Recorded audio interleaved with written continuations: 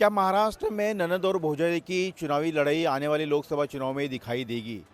इस तरह के पोस्टर जो है महाराष्ट्र में लगने शुरू हो गए हैं। एनसीपी अजित पवार गुट का यहाँ मंत्रालय के सामने पार्टी का दफ्तर है, मुख्यालय है, और ठीक उसके सामने ये पोस्टर लगा है सुनेत्रा अजित दादा पवार, यानी कि अजित दादा की श्रीमती जी है, पत्नी है सुनेत्रा पवार, और उन्हें बारामती लोकसभा के लिए भावी सांसद खासदार बताया गया है। इस तरह का पोस्टर जो है ठीक एनसीपी अजित पवार गुट के मुख्यालय के सामने लगा है। 2 दिन पहले कर्जत रायगढ़ में अजित पवार ने कहा था कि वो शिरूर, सातारा, बारामती और रायगढ़ 4 लोकसभा सीटों पर दावेदारी करेंगे। बारामती सीट प्रमुखता से उन्होंने जोर दिया था, और बारामती से मौजूदा सांसद है अजित पवार की बहन और शरद पवार की बेटी सुप्रिया सुले।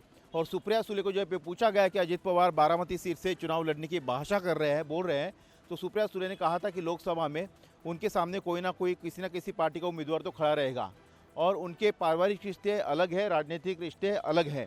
तो ऐसे में क्या ये पोस्टर इस बात के संकेत है कि अजित पवार की पत्नी सुनेत्रा पवार बारामती से एनसीपी अजित पवार गुट की उम्मीदवार होगी, और वो शरद पवार की बेटी सुप्रिया सुले शरद पवार एनसीपी गुट के सामने खड़ी होगी? बहरहाल आने वाले लोकसभा चुनाव के लिए क्या दोनों ननद भौजाई में चुनावी टक्कर देखने मिल सकती है? ये सवाल का जवाब तो आने वाले दिनों में ही मिलेगा, जब लोकसभा के लिए चर्चा शुरू होगी, महाविकास आघाड़ी हो या फिर महायुति में हो। लेकिन कहीं ना कहीं एनसीपी ने इस तरह के पोस्टर लगाकर संकेत देने तो शुरू कर दिए हैं। कैमरामैन मिलिंद सालवे के साथ सचिन चौधरी, इंडिया टीवी, मुंबई।